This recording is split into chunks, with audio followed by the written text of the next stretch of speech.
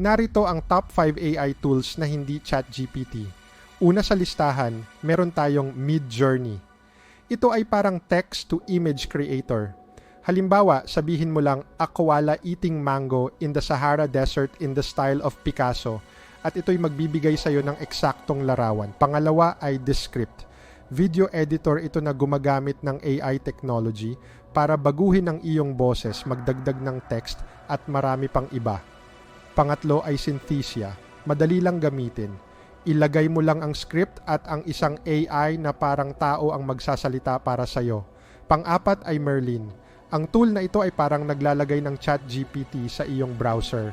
Kaya kung nagre-reply ka sa text o email, maaari itong gumamit ng ChatGPT na teknolohiya para tulungan ka sa pagtugon. Panglima ay Writesonic.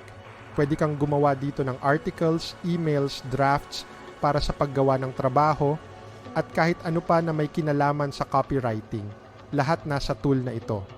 Kung gusto mo ang AI content, siguraduhin i-follow kami para sa mas marami.